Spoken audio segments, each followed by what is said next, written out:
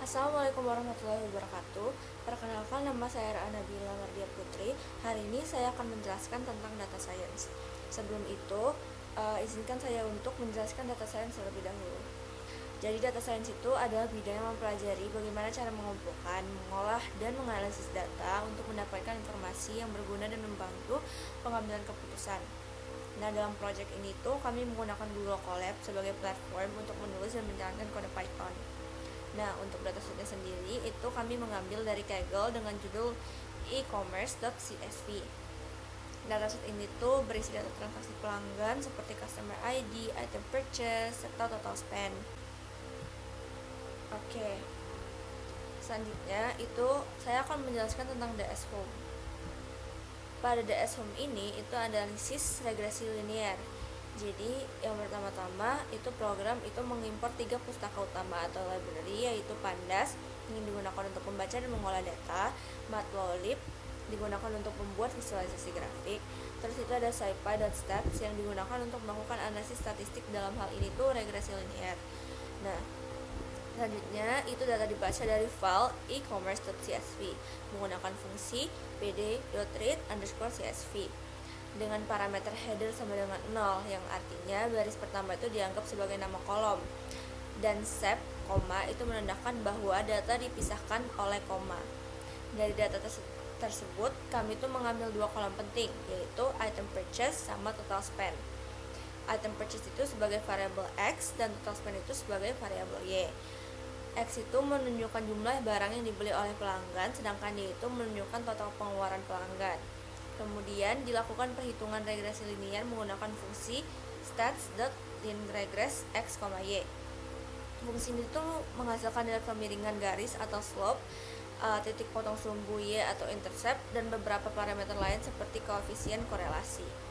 Dari hasil tersebut itu dibuat fungsi prediksi bernama myfuncx yang menghitung nilai Y berdasarkan persamaan regresi ini. Hasil prediksi tersebut disimpan dalam variabel myModel, lalu divisualisasikan dalam bentuk scatter plot dan garis regresi. Titik-titik biru pada grafik ini itu menunjukkan data asli dari jumlah pembelian dan total pengeluaran, sedangkan garis menunjukkan tren hubungan antar keduanya. Untuk memperjelas tampilan grafik itu, kami membuat pengaturan batas sumbu X dari 0 sampai 30 dan batas sumbu Y dari 0 sampai 1700. Kemudian ditambahkan label pada sumbu X dan Y, yaitu item purchase dan total spend. Terakhir, grafik itu ditampilkan dengan plt.show. Nah, selanjutnya itu ada data frame. Untuk data frame sendiri, pertama-tama kita tuh ngimpor library Pandas sebagai PD. Lalu kita tuh buat dictionary berisi 3 kolom, yaitu customer ID, item purchase, sama total spend. Nah, data tersebut itu kemudian kita ubah jadi data frame dengan perintah pd.dataframe data sama dengan d. Data frame ini tuh hasilnya tuh bakal kayak table yang berisi baris dan kolom yang bisa kita olah. Nah, terakhir itu buat menampilkan hasilnya itu kita menggunakan perintah printdf. Selanjutnya saya akan menjelaskan tentang nilai maksimum.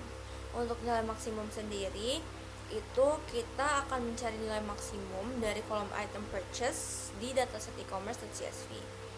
Jadi pertama-tama seperti pada sebelumnya, data itu bakal dibaca menggunakan pd.read_csv. Lalu dari kolom item purchase kita gunain fungsi .max. Fungsi ini tuh digunain untuk nyari jumlah pembelian terbanyak yang dilakukan oleh pelanggan. Lalu hasilnya itu bakal disimpan di variabel item_purchase_max. Kemudian buat nampilin hasilnya, hasil dari berapa jumlah pembelian tertinggi dari pelanggan itu digunakan perintah print. Oke, setelah dari nilai maksimum kita bakal ke nilai minimum. Jadi untuk nilai minimum sendiri itu kita tuh bakal mencari nilai minimum dari kolom item purchase pada dataset e-commerce.csv. Jadi seperti sebelumnya, data itu bakal dibaca dengan pd.read_csv. Kita bakal gunain fungsi .min untuk menemukan jumlah pembelian paling sedikit yang dilakukan oleh pelanggan. Nilai tersebut itu bakal kita simpan di variabel items_purchase_min. Lalu hasilnya bakal ditampilin dengan menggunakan print. Selanjutnya kita bakal ke nilai rata-rata. Untuk nilai rata-rata itu sama saja seperti sebelumnya, kita bakal ngitung nilai rata-rata dari kolom item purchase. Pertama-tama, data bakal dibaca menggunakan pandas, lalu kolom items purchase itu bakal diambil dan diproses menggunakan fungsi np.man dari pustaka NumPy. Kenapa gunain pustaka NumPy? Itu karena pustaka NumPy itu tuh adalah pustaka atau library Python yang digunakan untuk melakukan perhitungan matematis dan statistik secara efisien. Hasil rata-rata itu bakal disimpan dalam variabel average underscore items underscore purchase, lalu bakal ditampilin menggunakan print. Selanjutnya itu ada extract and read data. Pada bagian ini itu tuh kita gunain pustaka pandas di Python dengan data yang telah kami gunakan tadi, yaitu e-commerce.csv, untuk dibaca dengan fungsi pd.read_csv, lalu disimpan ke dalam variabel e-commerce_data. Setelah itu ditampilkan dengan menggunakan print. Selanjutnya itu ada cleaning data. Nah, pada cleaning data itu program berfungsi untuk membersihkan data agar siap digunakan dalam analisis. Jadi pertama-tama sama saja seperti sebelumnya, pustaka pandas itu digunakan untuk baca file e-commerce.csv tadi ke dalam bentuk data frame dengan fungsi read_csv. Kemudian perintah dropna axis sama dengan 0, in place sama dengan true digunakan untuk menghapus baris yang memiliki nilai kosong atau hilang dari dataset. Langkah itu penting agar hasil analisis itu nggak terganggu oleh data yang nggak lengkap. Terakhir, hasil data itu yang udah bersih bakal ditampilkan menggunakan perintah print. Lalu ada data types. Pada bagian ini tuh program bakal digunakan untuk ngecek tipe data dan informasi umum dari dataset tadi, yaitu e-commerce.csv. Pertama-tama seperti biasanya pustaka pandas itu bakal diimpor untuk membaca dan mengolah data dalam format table. File e-commerce tadi bakal dibaca dengan gunain fungsi read_csv, lalu disimpan dalam variabel df. Selanjutnya, perintah e-commerce_data.info itu digunakan untuk menampilkan informasi lengkap mengenai dataset, kayak jumlah baris dan kolom, nama setiap kolom, jumlah data non-null tidak kosong, serta tipe data dari masing-masing kolom kayak integer, float, atau objek. Tahapan ini tuh penting untuk mastiin bahwa struktur dan tipe data itu udah sesuai sebelum dilakukan analisis lebih lanjut. Oke, yang terakhir itu ada data analyze. Pada data analyze ini, program bakal digunakan untuk nampilin data dan menganalisis data secara keseluruhan dari file tadi, yaitu e-commerce.csv. Pertama-tama, pustaka pandas seperti pada umumnya itu bakal digunain untuk baca dataset ke dalam variabel df. Lalu dia tuh bakal gunain fungsi read_csv. Selanjutnya, perintah pd.set_option display.max_columns non itu tuh digunain agar semua kolom dalam dataset itu dapat ditampilkan secara lengkap saat data dicetak tanpa ada yang terpotong. Terakhir, perintah print e-commerce_data itu tuh digunain untuk menampilkan isi dataset ke layar, sehingga kita dapat melihat keseluruhan isi data untuk tahap awal menganalisis, kayak pemeriksaan pola, nilai nggak wajar, atau distribusi data. Mungkin sekian penjelasan saya mengenai data science. Selanjutnya akan dijelaskan mengenai data math. Oke, yang pertama itu ada data science linear function. Fungsi linear mempunyai satu variabel bebas atau X dan satu variabel terikat atau Y dan mempunyai bentuk sebagai berikut. Y sama dengan fungsi X sama dengan AX ditambah B. Fungsi ini digunakan untuk menghitung nilai variabel dependen saat kita memilih nilai untuk variabel independen. Penjelasan, fungsi X sama dengan keluaran atau output, X itu sebagai input, A itu slope atau kemiringan, dan B itu intercept. Oke, yang kedua ini ada data science plotting function. Kode pada gambar ini digunakan untuk menampilkan hubungan antara jumlah uang yang dikeluarkan pelanggan atau total spend dengan jumlah barang yang mereka beli atau items purchase menggunakan grafik garis. Program ini diawali dengan mengimpor pustaka pandas sama matplotlib yang berfungsi untuk membaca data serta menampilkan grafik. Kemudian file data yang e-commerce.csv CSV ini dibaca ke dalam variabel health data yang berisikan informasi transaksi pelanggan. Kemudian, data tersebut divisualisasikan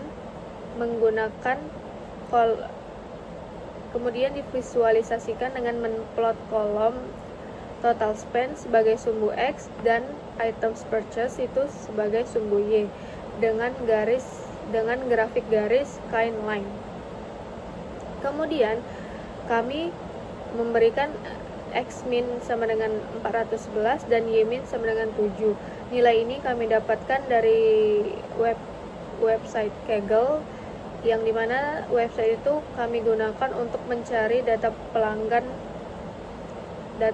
ini. Nah, X-min sama Y-min ini digunakan untuk mengatur batas bawah sumbu X dan Y agar grafik lebih fokus pada rentang nilai tertentu.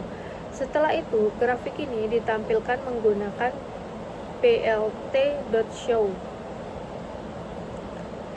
Grafik yang dihasilkan menunjukkan bahwa semakin besar total pengeluaran pelanggan, semakin banyak pula barang yang dibeli. Pola garis yang cenderung naik memperlihatkan adanya hubungan positif antara kedua variabel. Oke, yang ketiga itu ada data science slope and intercept. Pertama, kita akan mencari nilai slope atau kemiringannya dengan mendefinisikan slope yang memiliki parameter X1, Y1, X2, dan Y2. Kita akan menghitung kemiringan dengan rumus S sama dengan Y2 dikurang Y1 per X2 dikurang X1. Hasil dari ini akan disimpan pada variabel S, dan return S ini berfungsi untuk mengembalikan hasil perhitungan dari fungsi ke program utama. Di sini ada print slope nilai X1, nilai Y1, nilai X2, dan nilai Y2. Nilai ini kami dapatkan di data transaksi pelanggan. Kami membandingkan dua data. Kemudian hasil ini adalah ini. Angka ini berarti bahwa setiap peningkatan satu satuan pada sumbu X atau total spend akan menyebabkan kenaikan sekitar 0,0088 satuan pada sumbu Y atau items purchase. Karena nilainya positif namun kecil, dapat disimpulkan bahwa hubungan antara kedua variabel ini bersifat positif tetapi lemah. Sehingga peningkatan pengeluaran pelanggan memang diikuti oleh bertambahnya jumlah barang yang dibeli meskipun dengan kecepatan atau perubahan yang cukup lambat. Kemudian kita akan mencari nilai slope atau kemiringan dan juga intercept titik potong menggunakan Python. Pertama, kita akan mengimpor pandas ini yang digunakan untuk membaca dan memproses data dari file CSV. Kemudian ada NumPy yang digunakan untuk melakukan operasi atau perhitungan numerik. Selanjutnya, data dari file e-commerce.csv ini akan dibaca oleh fungsi pd.read_csv. Kemudian di sini ada total spend yang akan disimpan dalam variabel X sebagai nilai pada sumbu horizontal, dan juga item purchase itu disimpan dalam variabel Y sebagai nilai pada sumbu vertikal. Kemudian fungsi np.polyfit x y1 digunakan untuk menentukan persamaan garis terbaik yang mewakili hubungan antara variabel X dan Y. Angka 1 ini pada argumen fungsinya menandakan bahwa jenis hubungan yang dicari adalah linear atau garis lurus. Hasil dari proses ini disimpan ke dalam variabel slope _intercept yang berisi dua komponen utama, yaitu nilai pertama mewakili slope dan nilai kedua itu menunjukkan intercept. Nah, ini hasilnya itu, ini hasil slope dan ini hasil intercept. Dari hasil ini diketahui bahwa nilai slope sekitar 0,0112 yang menunjukkan bahwa setiap peningkatan satu satuan pada total spend akan menyebabkan kenaikan sekitar 0,0112 satuan pada items purchase.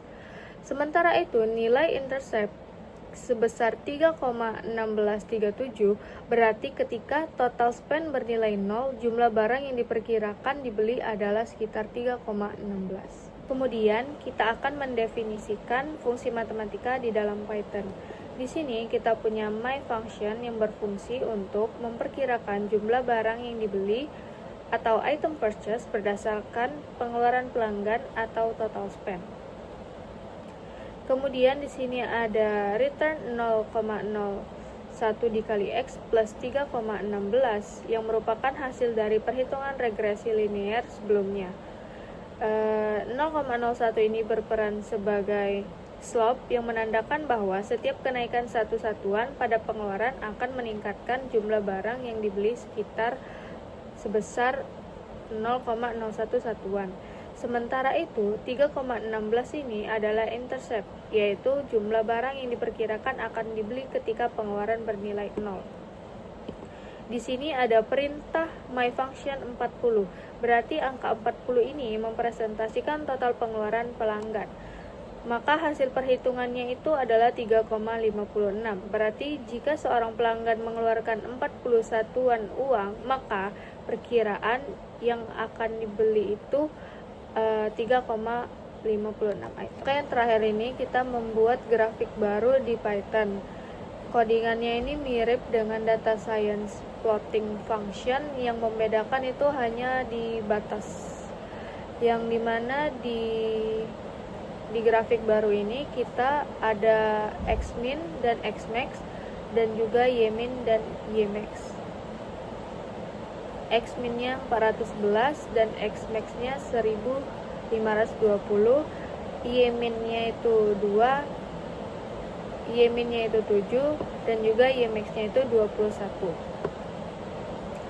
Pada grafik ini dibuat lebih terarah dengan mengatur batas sumbu X itu antara 411 hingga 1520 melalui plt.xlim, serta membatasi sumbu Y dari 7 hingga 21 melalui plt ylim. Dari hasil grafik ini memperlihatkan bahwa pola garis yang cenderung naik menunjukkan bahwa semakin besar total spend, semakin tinggi pula items purchase. Pola ini menandakan adanya hubungan positif antara pengeluaran dan jumlah barang yang dibeli pelanggan. Dengan pengeluaran lebih besar, umumnya membeli lebih banyak produk. Secara keseluruhan, kode ini berfungsi untuk memvisualisasikan tren perilaku pembelian pelanggan, sehingga hubungan antara pengeluaran dan jumlah barang yang dibeli dapat dipahami secara lebih jelas melalui tampilan grafik garis. Baik, selanjutnya itu data statistik di data science. Jadi yang pertama kita masuk ke introduction dulu. Jadi statistik deskriptif ini merangkum fitur-fitur penting dari kumpulan data seperti menghitung jumlah, deviasi, standar, persentil, dan rata-rata, serta fitur-fitur yang ada di statistik lainnya. Untuk yang pertama yang kita lakukan itu untuk menampilkan data-datanya dengan meringkasnya dengan menggunakan sintaks describe. Jadi di sini saya menggunakan library pandas untuk mengelola datanya karena dalam bentuk tabel. Berikut hasil outputnya. Kita dapatkan ada customer ID, age, total spend, item purchase, average rating, days since last purchase. Dan di sini kita dapat melihat hasilnya, yaitu ada median, standar, deviasinya minimal, persentil 25%, 50%, dan 75%, serta max-nya. Kemudian kita masuk ke persentil statistik. Jadi persentil ini digunakan dalam statistik untuk memberi angka yang menggambarkan nilai mana persentase nilai tertentu yang lebih rendah. Nah, di codingan ini saya menggunakan library Panda dan juga NumPy. Kemudian seperti biasa, e-commerce data merupakan variabel untuk membaca dari file data e-commerce-nya dalam bentuk CSV. Kemudian ada variabel lagi, saya beri nama total spend. Nah, di sini berarti kita hanya membaca data dari e-commerce yang dimana yang kolomnya bernama total spend. Nah, di sini perintah yang saya lakukan yaitu untuk menghitung persentil 25%, 50%, dan 75% dengan menggunakan NumPy persentil. Kemudian di print out. Dari hasil yang didapatkan bahwa persentil 25% dari total spend yang kita dapatkan itu berarti 25% dari seluruh transaksi memiliki total belanja 502 atau lebih rendah. Kemudian untuk persentil 50% atau mediannya dari total spend berarti setengah dari semua transaksi, yaitu 775,2 atau lebih rendah. Dan setengahnya lagi memiliki total belanja 775,2 atau lebih tinggi. Ini menunjukkan nilai tengah dari total spend ke kliennya, customernya. Kemudian ada persentil 75% yaitu 1160,6 atau lebih rendah. Ini berarti 75% dari semua transaksi. Atau kebalikannya berarti 25% transaksi memiliki total belanja 1160,6 atau akan lebih tinggi. Nah, nilai ini menggambarkan batas antara pelanggan biasa dan kelompok pelanggan yang mengeluarkan banyak pengeluaran.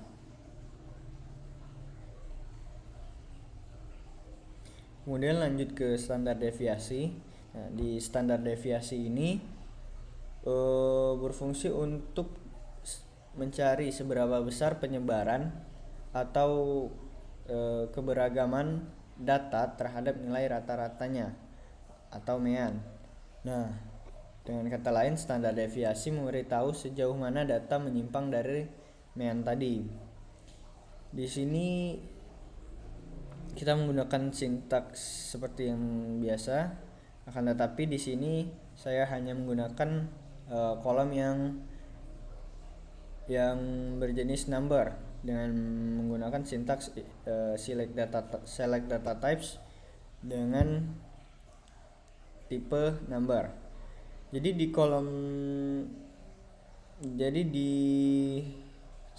di codingan ini saya menggunakan NumPy standar untuk mencari standar deviasinya. Nah, kemudian akan menghasilkan output seperti ini. Nah, untuk saya fokuskan ke total spend. Kolom total spend ini memiliki standar deviasi yang terbesar. Artinya, perbedaan pengeluaran antara pelanggan sangat tinggi dan jauh dari rata-rata pengeluaran dengan lain-lain. Maksudnya di sini rata-rata dari total spend setiap pelanggan itu sangat jauh jaraknya. Maksudnya setiap pelanggan memiliki total spend yang jaraknya jauh, jadi tidak dekat dengan rata-rata. Kemudian kita masuk ke variance. Nah, di sini kita lihat codingannya sama seperti tadi, akan tetapi di sini sintaksnya menggunakan var, artinya variance. Nah, dari library NumPy untuk menemukan variansnya. Jadi didapatkan outputnya seperti ini. Kita fokuskan lagi ke total span saja. Semakin besar nilai varians, maka data semakin bervariasi. Di total span ini data variansnya merupakan yang paling besar, berarti pengeluaran antar pelanggan sangat beragam dan jauh dari mainnya tadi. Kemudian semakin kecil nilai varians, data semakin mirip, misalnya di average rating. Karena dia memiliki nilai variansnya yang kecil, berarti penilaian pelanggan hampir sama, semuanya rata, mendekati rata-rata. Kemudian kita masuk ke korelasi. Nah, jadi di korelasi ini kita menggunakan scatter plot untuk dari total spend dan item purchase. Nah, di sini juga saya menggunakan library Panda dan juga Matplotlib. Ini untuk menampilkan grafiknya. Untuk sintaksnya sama seperti biasa. Kemudian menunjukkan hubungan antara total spend dan item purchase pada data e-commerce. Jadi titik-titik pada grafik ini mempresentasikan setiap pelanggan. Secara umum, pola titik-titik ini cenderung membentuk arahnya naik dari kiri bawah ke kanan, yang artinya adanya hubungan positif atau korelasi positif antara kedua variabel tersebut, antara total spend dan item purchase. Semakin banyak barang yang dibeli oleh pelanggan ke atas, maka semakin besar pula total belanja yang dikeluarkan. Nah, jadi semakin dia ke atas, semakin banyak yang dia beli, maka semakin banyak juga total belanjanya. Hubungan ini bersifat linear kuat karena peningkatan jumlah barang hampir selalu diikuti dengan peningkatan total pengeluaran pastinya. Kemudian kita masuk ke korelasi matriks. Nah, jadi di korelasi matriks ini kita menggunakan sintaks round.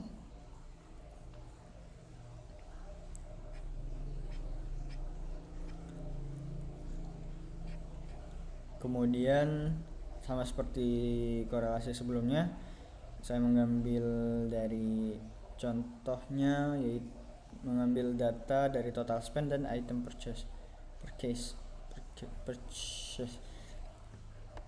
Jadi memiliki hubungan positif yang sangat kuat dengan koefisien korelasi sebesar 0,97. Nah, jadi di total spend dan item yang dibeli itu ada di 0,97. Nilai ini menunjukkan bahwa terdapat hubungan linear yang hampir sempurna karena dia mendekati angka 1.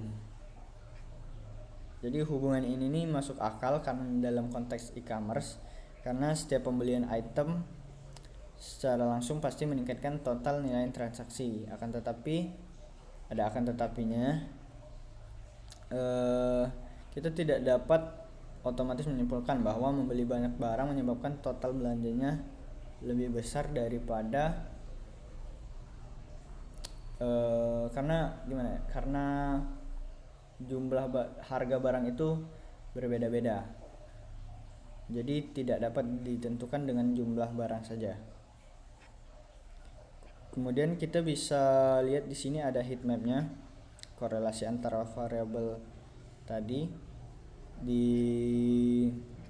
heat map ini kita bisa menyimpulkan bahwa semakin dekat koefisien korelasi ke angka 1, maka semakin hijau kotaknya. Makin dekat koefisien korelasi ke angka -1, makin coklat warna kotaknya. Kita lihat di sini total spend dan item purchase-nya ada di angka 0,97 dan dia mendekati angka 1, maka kotaknya semakin hijau. Nah, dapat disimpulkan Jika jadi terdapat hubungan kuat antara beberapa variabel yang sering kita mention, yaitu total spend dan item yang dibeli. Koefisien korelasi antara total spend dan item yang dibeli sangat tinggi, yaitu 0,97, yang artinya mendekati angka 1, yang menunjukkan hubungan linier yang positif. Akan tetapi, kita tidak dapat menyimpulkan bahwa membeli banyak barang menyebabkan total belanja besar, karena yang seperti saya bilang tadi, bisa saja produk yang dibeli lebih mahal dengan jumlah yang tidak sebanyak yang pertama tadi, atau pelanggan membeli dalam satu transaksi banyak barang akan tetapi mendapatkan diskon yang besar, atau faktor lainnya. Mungkin itu saja dari saya untuk data statistik, kemudian akan dilanjutkan di data advance. Sekian, terima kasih. Assalamualaikum warahmatullahi wabarakatuh. Perkenalkan, nama saya Izzatul Lelia dari kelas Sibil 3A dengan NIM 0903-128-2429-038. Hari ini saya akan menjelaskan tentang Data Science Advanced. Yang pertama adalah Data Science Linear Regression. Yang pertama adalah kita melakukan pengimporan modul pendukung, yaitu Pandas untuk pengolahan data, Matplotlib dan pplot untuk visualisasi, serta scipy.stats untuk melakukan penghitungan statik regresi linear. Lalu, kita menetapkan variabel independen, kami memilih total spend, dan variabel dependen, kami memilih items pure cash yang relevan dari dataset untuk dianalisis. Variabel total spend dijadikan sebagai prediktor atau X, sedangkan item pure cash sebagai variabel yang diprediksi atau Y.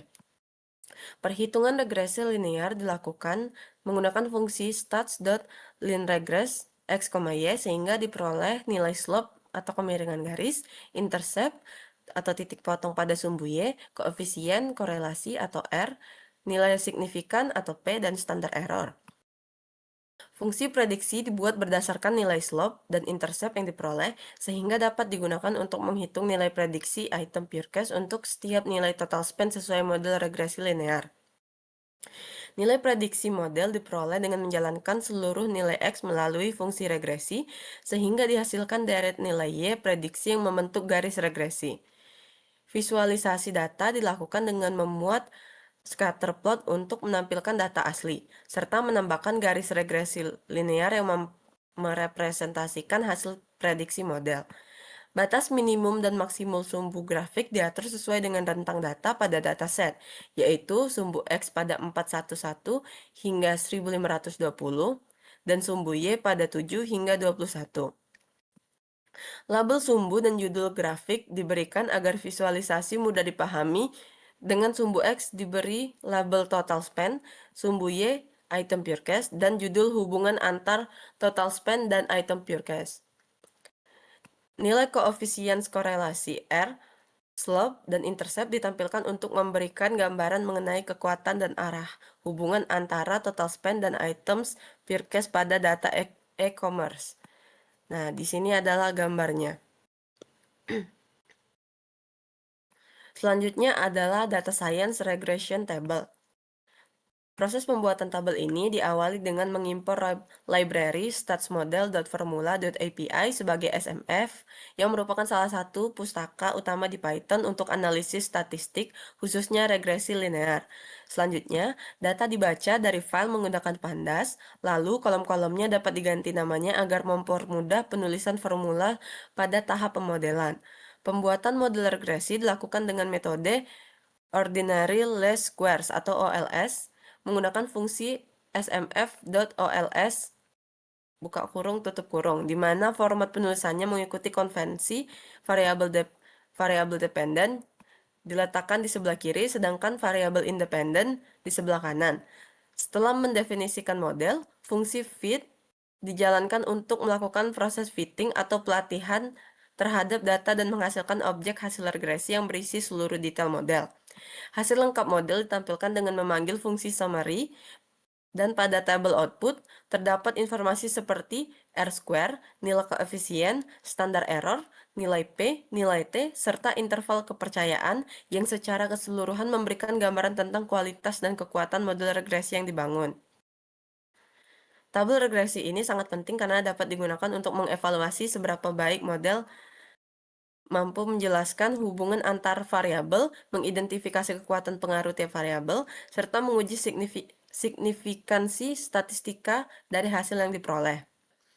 Selanjutnya adalah data science regression table coefficients. Coefficients adalah singkatan dari coefficients, yaitu output dari fungsi regresi linear yang memberikan bobot matematis pada setiap variabel dalam persamaan model. Fungsi regresi linear yang diperoleh dari data e-commerce dapat ditulis dengan sistematis sebagai item purecast sama dengan intercept ditambah slope dikali total spend. Jika total spend naik satu satuan, maka prediksi nilai item purecast akan bertambah 0,0112 atau 0,01 jika dibulatkan. Jika total spend sama dengan 0, maka nilai item purecast yang diprediksi oleh model adalah 3,1637 atau dibulatkan menjadi 3,16. Nilai intercept digunakan untuk mengatur ketepatan prediksi model pada kondisi awal. Berdasarkan nilai R-square yang sangat tinggi, atau di sini kami mendapatkan 0,946, model ini dianggap sangat baik dan akurat untuk memprediksi jumlah barang yang akan dibeli berdasarkan total pengeluaran pelanggan sesuai pola hubungan pada data yang dianalisis. Selanjutnya adalah data science linear regression case. Nah, di sini dilakukan pengimporan modul pandas untuk pengolahan data dan statsmodel.formula.api untuk melakukan analisis regresi linear berganda. Dataset e-commerce dibaca dengan menggunakan pd.read_csv, kemudian dilakukan penggantian nama kolom menjadi total spend, item purecast, dan average rating agar lebih mudah digunakan dalam model. Ditetapkan variabel independen yaitu total spend dan average rating, serta variabel dependen yaitu item purecast yang akan diprediksi. Model regresi linear dibangun menggunakan fungsi smf.ols, item purecast diprediksi total spend ditambah average rating, data sama dengan data untuk melihat pengaruh total spend dan average rating terhadap item purecast. Hasil analisis ditampilkan menggunakan result summary yang memuat nilai coefficients, intercept, nilai R-square, serta signifikan atau p-value dari setiap variabel. Selanjutnya, dibuat fungsi predict items purecast yaitu total spend, average rating untuk menghitung total prediksi item purecast berdasarkan nilai total spend dan average rating yang dimasukkan. Fungsi prediksi ini dijalankan untuk beberapa kombinasi nilai total spend dan average rating, yaitu seperti 400,3, 700,4,2, 800,4, dan selanjutnya.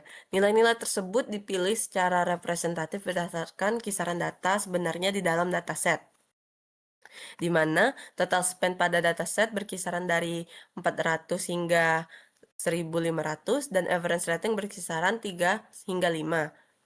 Dari hasil perhitungan fungsi prediksi, diperoleh bahwa semakin besar total spend dan semakin tinggi average rating, maka nilai item purecast yang diprediksi juga semakin besar. Hal ini menunjukkan adanya hubungan positif antara pengeluaran dan tingkat kepuasan pelanggan terhadap jumlah barang yang dibeli pada data e-commerce. Sekian penjelasan saya tentang Data Science Advanced. Terima kasih. Assalamualaikum warahmatullahi wabarakatuh. Oke, jadi pada bagian kesimpulan, jadi yang pertama itu ada data science adalah bidang yang berfokus pada pengumpulan, pengolahan, dan menganalisis data untuk menemukan pola serta mendukung pengambilan keputusan berbasis data. Ilmu ini banyak digunakan di sektor bisnis, keuangan, kesehatan, manufaktur, dan e-commerce karena membantu memahami perilaku pengguna dan dengan meningkatkan efisiensi. Dalam pengolahan data, digunakan Python dengan library pandas melalui struktur data frame yang memudahkan pembaca dan memanipulasi data. Proses meliputi data preparation menggunakan read CSV untuk membuat data, terus ada data cleaning dengan dropdown untuk menghapus nilai kosong, dan analisis dasar pakai fungsi max, minimal, dan min sebelum dilakukan analisis lanjutan. Terus ada data math. Bagian ini membahas penerapan konsep matematika dalam menganalisis data untuk melihat hubungan antara total pengeluaran pelanggan dan jumlah barang yang dibeli. Analisis menunjukkan bahwa semakin besar pengeluaran pelanggan, makin banyak pula barang yang mereka beli. Hasil visualisasi grafik memperlihatkan pola garis yang cenderung naik, menandakan adanya hubungan positif antara kedua variabel tersebut. Melalui analisis ini dapat dipahami bahwa perilaku pembelian pelanggan dapat diprediksi berdasarkan tingkat pengeluaran, sehingga membantu dalam memahami pola konsumsi dan pengambilan keputusan bisnis secara lebih akurat. Ada data statistik. Jadi bagian ini membahas analisis statistik deskriptif untuk memahami karakteristik data seperti rata-rata, deviasi standar, dan persentil. Hasil menunjukkan total spend memiliki variasi tertinggi dan korelasi positif sangat kuat. Seperti R 0,97 dengan item purchase, ini berarti semakin besar pengeluaran pelanggan, semakin banyak barang yang dibeli. Meskipun hubungan ini tidak selalu menunjukkan sebab akibat langsung, analisis variasi ini dan korelasi membantu memahami pola pembelian pelanggan secara lebih mendalam. Dan ada data science advance. Bagian ini menjelaskan penerapan lanjutan dari konsep data science melalui analisis regresi linear sederhana untuk memahami hubungan antar variabel pada dasar e-commerce. Jadi analisis ini dilakukan untuk melihat keterkaitan antara total pengeluaran pelanggan dan jumlah barang yang dibeli dengan pendekatan statistik yang lebih mendalam. Hasilnya menunjukkan bahwa kedua variabel memiliki hubungan positif yang sangat kuat, di mana peningkatan pengeluaran diikuti oleh peningkatan jumlah pembelian. Nilai akurasi model yang tinggi membuktikan bahwa model ini itu efektif dalam mengembangkan pola hubungan tersebut. Secara keseluruhan, bagian ini menunjukkan bagaimana penerapan teknik analisis tujuan dalam data science dapat memberikan hasil yang lebih detail dan akurat dalam memahami perilaku pelanggan serta mendukung pengambilan keputusan berbasis data. Jadi dari kesimpulan analisis yang dilakukan pada 4 bagian sebelumnya, dapat disimpulkan bahwa penerapan data science memberikan pemahaman mendalam terhadap pola dan perilaku pelanggan. Melalui pengolahan menggunakan Pandas, lakukan proses pemeriksaan dan analisis awal untuk memastikan data akurat sebelum diolah lebih lanjut. Terus penerapan konsep matematika dan statistik menunjukkan adanya hubungan positif antara total pengeluaran dan jumlah barang yang dibeli pelanggan. Terus nilai korelasi yang sangat kuat menandakan keterkaitan yang konsisten antara kedua variabel tersebut. Secara keseluruhan, analisis ini membuktikan bahwa pendekatan berbasis data mampu mendukung pengambilan keputusan lebih tepat, efisien, dan dapat dijadikan dasar dalam pengembangan strategi bisnis, khususnya di bidang e-commerce. Wassalamualaikum warahmatullahi wabarakatuh.